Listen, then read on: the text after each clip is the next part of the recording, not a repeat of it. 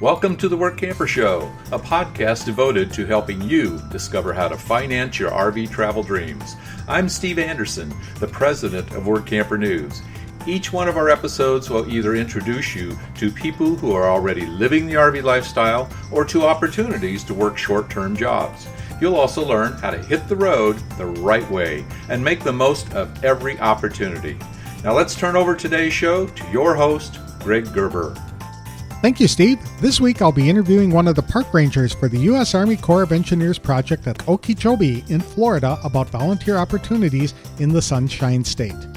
Today's episode is sponsored by The Dreamer's Journey, a new online course and community produced by Workamper News.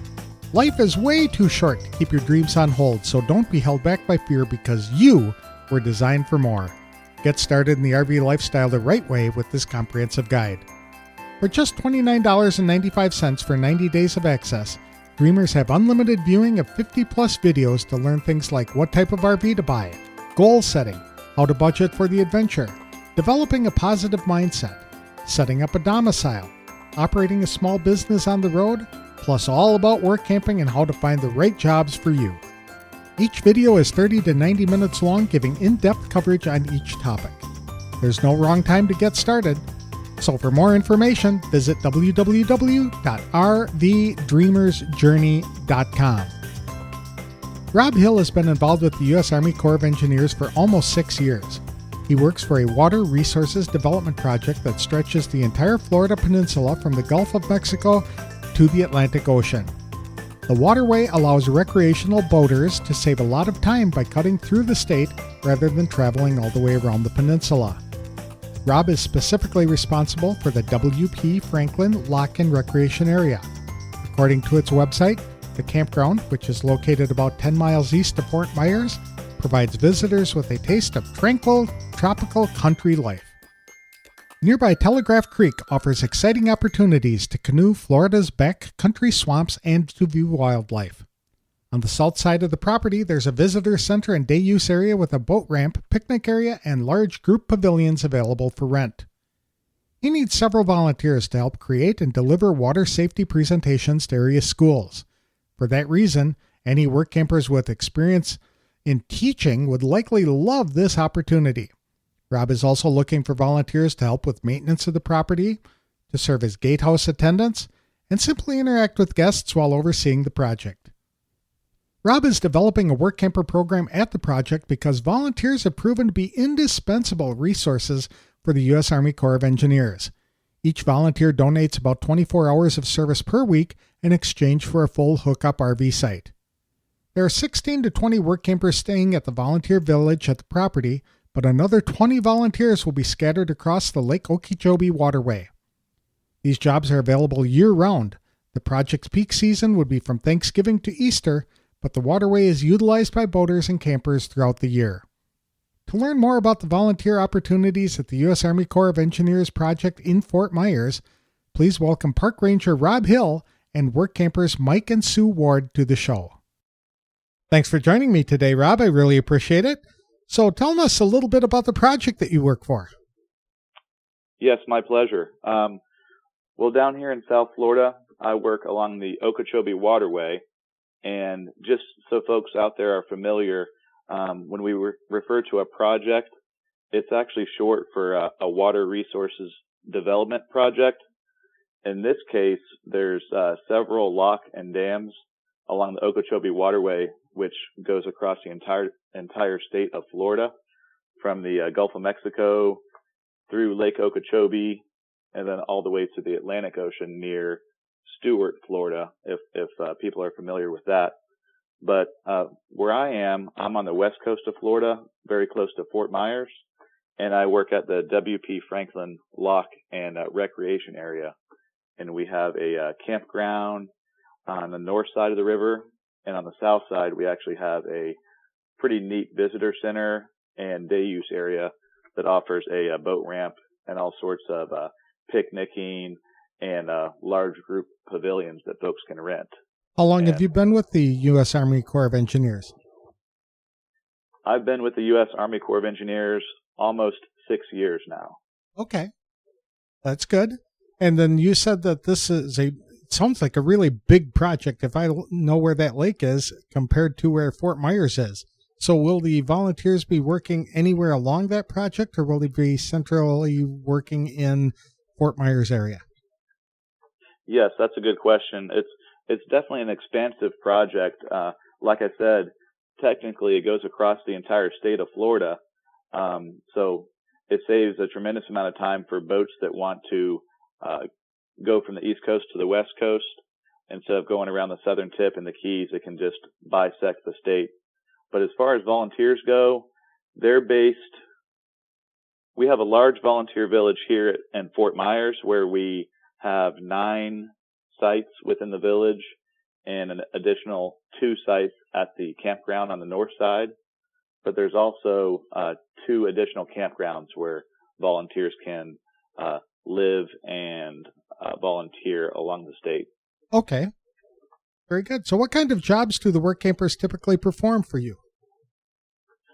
Quite a wide variety. This year's been a little bit different. We've had to get kind of creative with just everything going on across the nation now with COVID-19.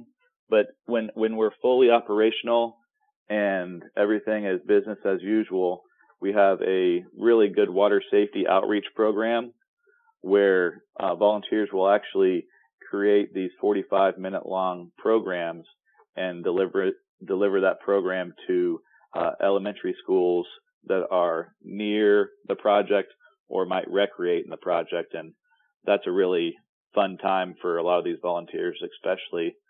I try to find some of the ones that's had teaching backgrounds or just enjoy getting out there and doing some public speaking and bringing such an important thing like water safety. And one of our missions at the Army Corps of Engineers is promoting water safety. That's probably the biggest one that I'm most passionate about. But of course, we have maintenance volunteers, the traditional gatehouse volunteers, and day use hosts that kind of look over recreation areas and are our eyes in the field. Are the volunteers working in the schools, or are the schools coming out to the project? I would love if the schools could come out here, but for some reason, I'm not sure what it is, but schools just don't do field trips as much anymore. It's really difficult to do. So they actually go to the schools and can get reimbursed for their fuel if they would like to use their personal vehicle. Okay. And how long have you been using Workampers? Workampers, well, for me down here, it's been largely underutilized. I've actually just kind of been going through word of mouth through other volunteers and trying to spread the word that way. And recently, I've gotten more involved with volunteer.gov, but I saw this work camping opportunity, and I think I'm missing a lot of good candidates out there that do work through Workampers. Okay. So you've been working with the volunteers for a couple of years at least, right? Personally? Oh, yes. Personally, we do get quite a few like to come back each year. I do enjoy when people come back because we can a lot of times build upon projects that we've done in years prior. But we also get a good amount of turnover and fresh volunteers to get some experience down here in South Florida, working here along the Caloosahatchee River. Very good. What kind of benefits do the Workampers bring to your organization compared to hiring people locally? So what kind of benefits do the Workampers provide to your operation versus hiring people locally? Well, the Workampers, they really come from all over the country, and each one has had such a vast life experience that they bring here to one location. And the park rangers actually learn a lot from these work camping folks, whether they are skilled tradesmen and women. We have some tremendous woodworking work camping folks. We have people that used to be teachers and principals in their previous careers. So really, they just bring so much experience that I don't think we could find anywhere else. I know it's got to save you some money, I would imagine. Oh, of course. And I guess that's kind of the one of the main benefits that oftentimes I'll overlook until in the end of the year we do our reports, and they do save a tremendous amount. I think the current dollar amount for volunteers down here is almost $28 an hour. And as I think we touched on, or you probably touched on in some of your interviews, generally speaking, each volunteer has to get at least 24 hours to, I guess you would say, earn their keep. Earn their keep. That's very good. How many volunteers do you typically hire a year? Each year, if we were fully volunteered throughout the whole waterway, it would be around 40 volunteers, believe it or not. Wow. You need almost a campground to accommodate them. You just about would. As we talked on earlier, it's pretty spread across the Okeechobee waterway. So the volunteer village houses the largest amount of volunteers in one spot. And generally we have between 16 and 20 folks here at the W.P. Franklin Lock and Recreation Area. And are these seasonal opportunities or year-round? I would think in Florida it'd be year-round. Florida, there are opportunities year-round. We do have I guess you would call a primary season, which is kind of unique down here. As you can imagine, it's opposite as most of the rest of the country, where people in the more northern latitudes or northern states, their peak season, usually starts sometime mid-May and will go all the way through September. Ours is more towards Thanksgiving to Easter is when we like to get the largest number of volunteers here, and it just so happens that that's when people want to be in South Florida, so it works out pretty good for us. Are you recruiting volunteers for this upcoming season? Yes, sir. Okay. Because your season, like you said, is almost over, so you're looking for people to come in the fall of 2021. That's correct. It's kind of a neat situation to be in because while Workampers or volunteers or even contracted folks like gate attendants, they could be mid-contract or mid-volunteer service agreement up north sometime, and they're going to be looking for places to go in the wintertime. So I like to try to get those volunteer job announcements and opportunities out there in sometimes July or August. How many volunteers typically return year after year? It can vary from season to season, but I would say a nice healthy turnover would be roughly half of the volunteer staff.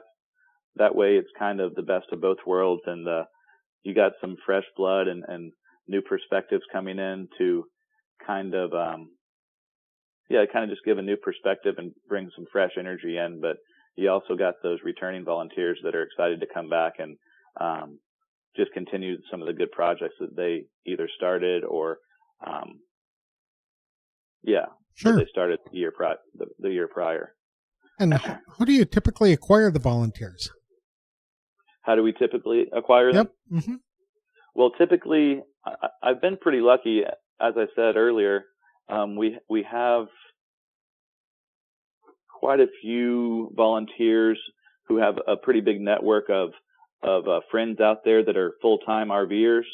So a lot of times I'm able to kind of gauge what they're like just through the work ethic of the volunteer that's here and a phone call to maybe a friend or a past coworker that they volunteered with.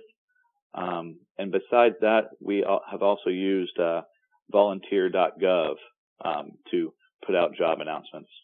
Okay.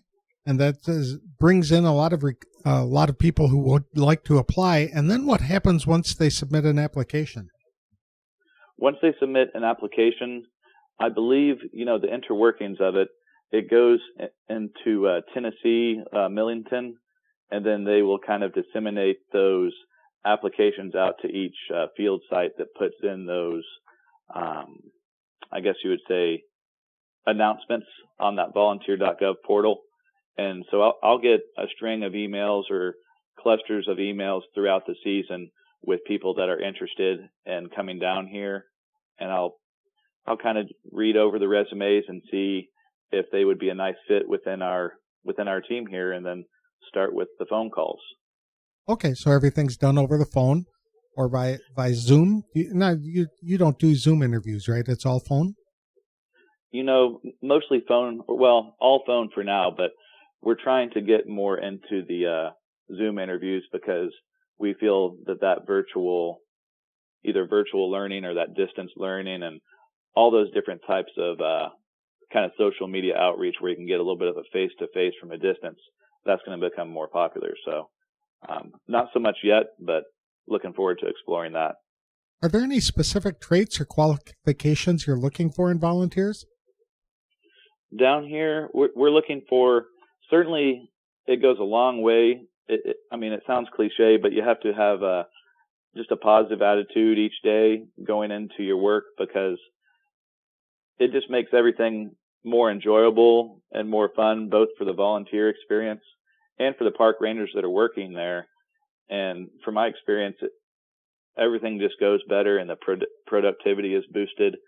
And in the end, the volunteer wants to have a fulfilling and fun time, because they're retired and trying to find a fantastic way to pass their time.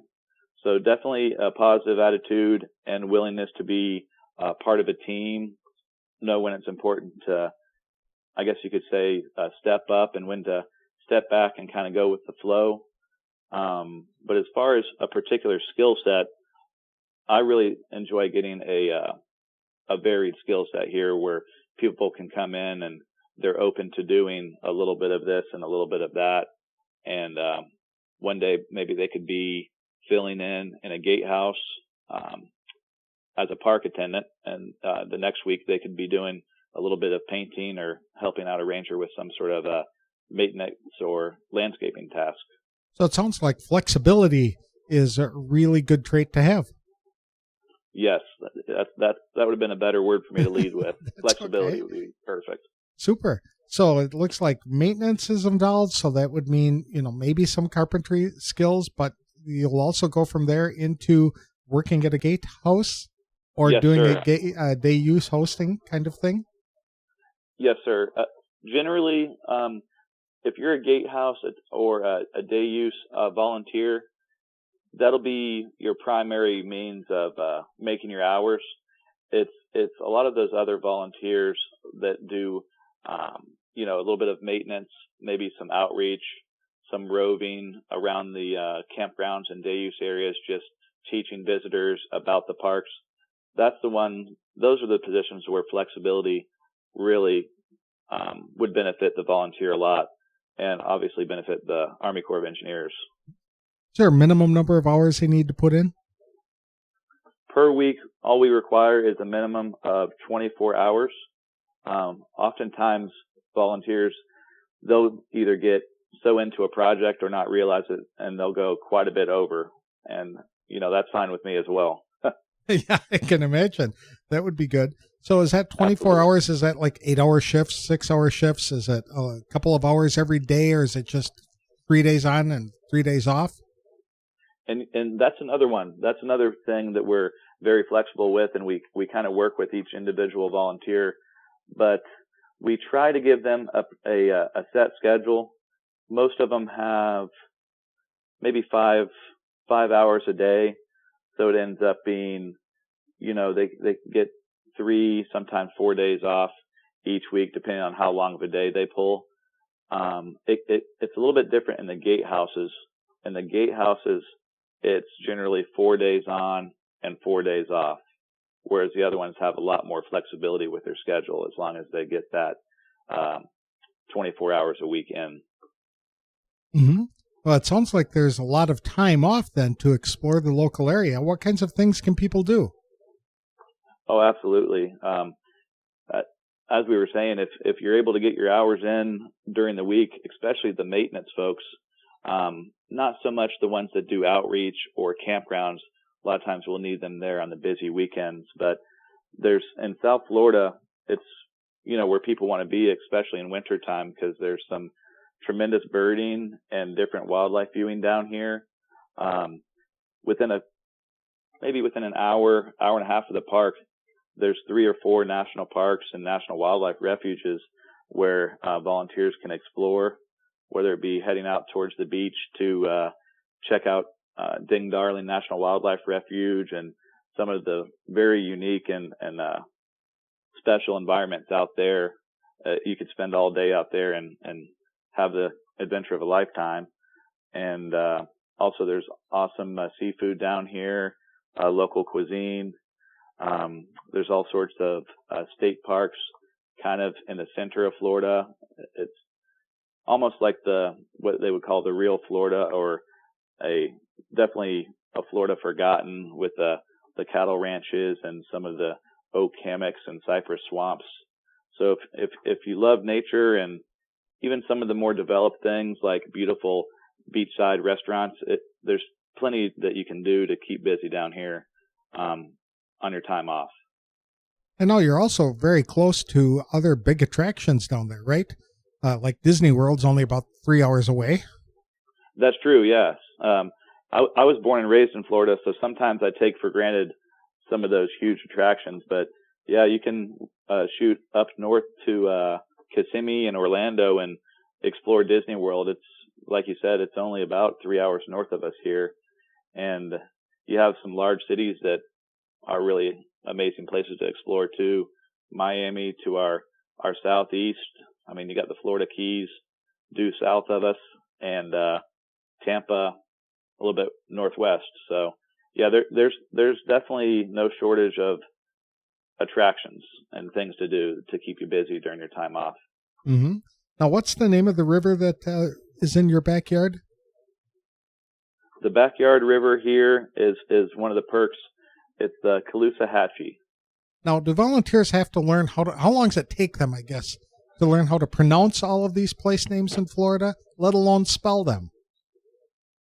Yeah, that's a good point. The volunteers that come here, in the visitor center, there's a lot of educational material and exhibits that are very interactive. And usually we just start there, and it gives them a nice history of the park, a history of the waterway, and basically a mission of, or an idea of what the mission of the Army Corps of Engineers is here, especially in South Florida, because it's a pretty unique mission with multiple prongs that they do, and they have to manage for the natural environments, of course, flood control, navigation of the waterway, and of course where we come in is more recreation and giving the public an opportunity to see these civil work projects. Mm-hmm. But as far as the words and some of those Caloosahatchee and yes. it could take a little while. Yeah, we struggle through it, but we get there though. Get there. Very good. If a volunteer had a boat, would there be a place for him or her to park the boat?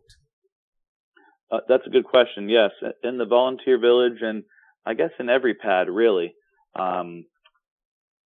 there's of course the place for the RV and a primary parking spot and a second parking spot as well. And they could definitely detach a small fishing boat or bass boat and keep it safe there right next to their RV. And we have a boat ramp, which would pretty much I'm trying to think. I think at every volunteer RV pad or volunteer village across the waterway, there's probably a boat ramp within 200 or 300 yards. So it'd be, your own private little boat ramp and access to the Caloosahatchee River. Very good. Now, is this a position that would be good for singles, or are you looking only for couples? This is a position that is, it's good for singles or couples. We try to find couples, especially for the more time demanding or the longer shift volunteer positions like those gatehouses, because really you're on call 24/7 during that 4-day shift, although you're only really in the gatehouse from 9 to 5.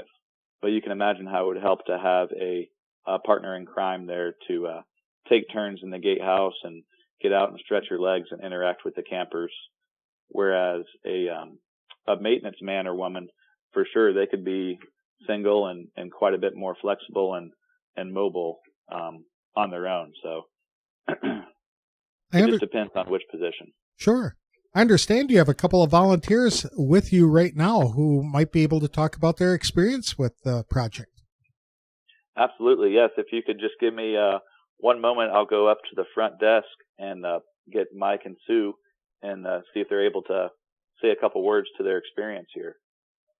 I'm Mike and Sue, Greg Gerber with Workamper News, and I'm doing a podcast or an interview with Rob, and it will eventually be turned into a podcast episode talking about the project and how it's using Workampers, the things they do and kinds of things they can do when they're not working. And so he thought it'd be a good idea to bring you on and have you explain some of the things that you're doing. Oh, well, we are working in the office answering the calls, and because of COVID, we can't have any visitors for the visitor center, but then we also do maintenance work around the park and different things that may arise that they need help with. Okay. How long have you been there? Well, this is our first year at W.P. Franklin, but we have been at Clewiston at the operations office for 5 years. Okay, so you're sold on the U.S. Army Corps of Engineers lifestyle kind of for work campers. Yes, it's very great. It's there's no pressure on you, and you work with a lot of nice people. Everybody for the Corps is very nice, helpful, and it's a good atmosphere for retired people to work. And how many hours a week do you put in? Well, we try to get in 25 hours a week. Okay, very good. And Sue, what do you do in your jobs? I answer phones, whatever else they want us to do. We can. When we were in Clewiston, we did filing. And when they'd have the Sugar Fest, we'd help out at the Sugar Fest. We're just, whatever they needed us to do, we learned how to do it. It was very nice. Very good. I understand there are a bunch of work campers over there. Do you have a little community that you guys have formed with each other? Yes, we have. Yes. Okay. Do you do anything together?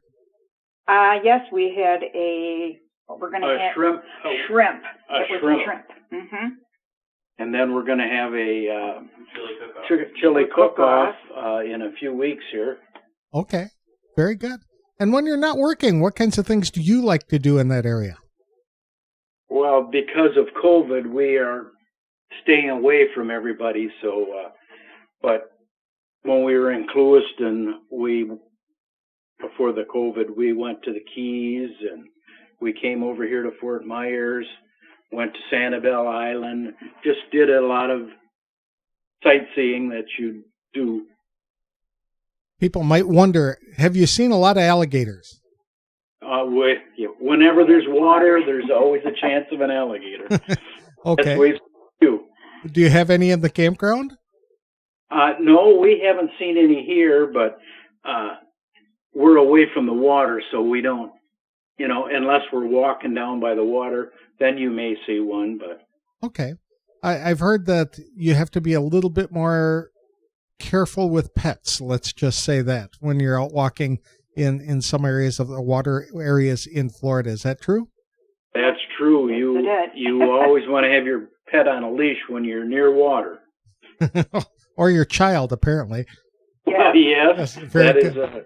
Yeah, super. You have any other advice for people who may want to come and work for that particular project? Well, it's a great opportunity if they have it to see what's going on in the area that you're working, and also it's a great opportunity to see how the Corps works. Super. And where are you going after this one ends? Well, when we get through here in May, we go back to Wisconsin and visit our friends and relatives and have our doctor's appointments and dental appointments. Very good. I'm from Wisconsin, a native of Madison, so it's always nice to Really? Well, yes. we stay at Stoughton, Wisconsin, which is only 15 miles away from Madison. Well, that's where we raised our 3 daughters, is in Stoughton, Wisconsin. And I moved out of there in 2009, yes. We stay at Viking Village out on County N. And when I had an RV, I spent 2 summers there. So this is ironic. It's a small world. Absolutely, absolutely. So I'll be the first to wish you a happy Setnamai. Yes. Thank you. Yeah, we usually get back just about the weekend they have Setnamai. Very good. So, well, thank you guys for taking time to come in and share your experiences and your advice with people. I appreciate it. I do have a couple more questions for Rob, though. Okay, we'll put Rob back on. Hey, Greg. So what can a Workamper do to stand out among other applicants when they're applying for this kind of job?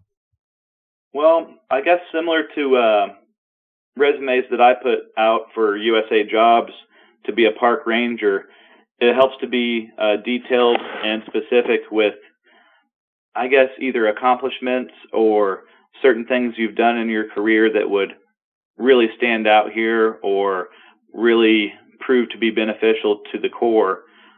For example, sometimes in the last couple years, we've really been trying to get a lot more native landscaping in around the visitor centers and throughout the campground, and just create a more pollinator-friendly landscape here. So one thing that stood out to me recently was a green thumb or somebody who has experience in either agriculture or even xeriscaping or native plants. Other times, you know, if you're proud of a certain maintenance project or have certifications in woodworking, things of that nature, certainly include those, and don't take anything for granted when you make your resume, because the park ranger or the person reading, they don't know you at all, so it's nice to paint that picture. Mm-hmm. Yeah, as many descriptions of things you've done would go a long way to helping people understand, or employers understand, what it is that you can offer. Absolutely. It really does. I don't think we ever talked about compensation. How are volunteers compensated, or what kind of perks do they get for volunteering their time? At this location, the main compensation is certainly the RV site with its full hookups, both the 30 and the 50 amp, water and sewer. I haven't done the market research in a while, but I know it's not cheap to find a setup like that in South Florida, especially between, during peak season. Anywhere near Fort Myers is going to be really expensive. Oh, absolutely. So, I mean, that's certainly the biggest benefit, but things on the fringe or things that aren't quite as tangible are a lot of these folks that you'll meet here. I mean, they've been coming here for 3, 4, 5 seasons. So the Workampers and volunteers, they make some lifelong friends and network with one another and set up plans for the future to travel across America and hopefully come back this way, once they're able to. Being relatively close to Fort Myers, is it safe to assume that they get relatively good cell connections and internet service in that area? Yes, at this area here, that's correct. We get good cell service through all the carriers. Some of the more rural campgrounds, like Ortona campground, it can be a little bit spotty, but for those same reasons, that's why some volunteers really love it out there too, because you get a taste of the old Florida with the orange groves and the large expanses of cattle ranches. It's a really neat feeling out there in Ortona, but sometimes you might not be able to make the phone call out. If people wanted more information about this opportunity or to apply, where could they do that? Well, whenever we do have volunteer opportunities open and available, they go through volunteer.gov, and in that portal they can just type in the word Okeechobee, and they might have to Google how to spell it, but if they just type in Okeechobee, it'll pop up everything along the whole waterway here that we have available. Okay, very good. And then they can pick which projects they want to work with and just go from there. Exactly. Yeah, it can be it's broken down by site, and then your job duties, whether it be WP Franklin North for Walter P. Franklin North campground. You could be a gate attendant, or Ortona South campground gate attendant, WP Franklin South maintenance or interpretive volunteer. So it breaks it down on what you can expect, and then also, of course, where you'll be parking your RV. Very good. And that address again is? That web address is www.volunteer.gov, short for government. Yep, very good. Well, thank you so much, Rob. I really appreciate it. You provided a lot of information, and it was nice to have Mike and Sue pop in and talk about their experience too. So I wish you the best of luck for 2021. Absolutely. Yeah, it was my pleasure. Thank you.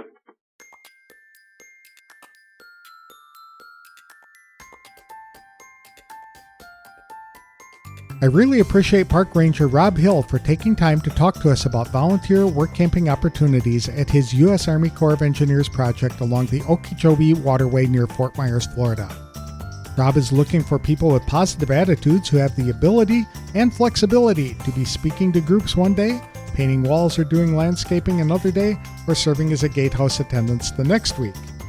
Generally, he prefers working with couples to help share the workload, but there are some jobs available for singles too. Volunteers can be scheduled to work a few hours each day or to serve 4 days on and 4 days off as long as they're willing to donate at least 24 hours of time each week. Work campers who like boating, canoeing, or kayaking will love this opportunity. There is water everywhere in Florida with lots of lakes, rivers, and swamps to explore. The work site is centrally located to a lot of major attractions in the state, from the theme parks in Orlando to the historic Florida Keys. I'm glad that the Work Campers Mike and Sue Ward took time to come on the show to describe their experiences as well. It was a complete surprise to me to learn that they typically spend their summers near my hometown of Madison, Wisconsin. Mike and Sue talked about the community of work campers that developed to create friendships at the project, as well as some of the jobs they do when working and some of the activities they get to enjoy during their time off. COVID changed a lot of things for guests, volunteers, and the staff, but Mike and Sue made the best of the experience to make some fun memories of their time in Florida. There are a number of volunteer opportunities along the Okeechobee Waterway, so for more information about jobs and how to apply, visit www.volunteer.gov. Simply search for Okeechobee and all the open positions will pop up. Volunteer opportunities are just one type of job you'll find with Workamper News. There are lots of paid positions too, in every state from Florida to Alaska and from California to Maine. With its Diamond and Platinum membership tools, Workamper News is much more than just a job listing website. When you put the tools of this professional service into action, you'll find out just how easy it can be to turn your work camping dreams into reality. The one-year memberships open the door to a one-stop shop for all things work camping. Being the original resource for work camping, you'll find the largest number of job listings and be able to connect with a community of work campers and pursue resources compiled by experts who have been enjoying the RV lifestyle for many years. If you're serious about leading a successful and enjoyable work camping lifestyle, then a Diamond or Platinum membership is for you. You can even get started with a free 30-day trial by visiting www.workamper.com/trial. Embark on new adventures today with the support of Workamper News behind you. That's all we have for this week's show. Next week, I'll be talking with a representative from Cherry Republic about some interesting work camping opportunities available in the great state of Michigan. I'll have more details on the next episode of The Work Camper Show. Thanks for listening.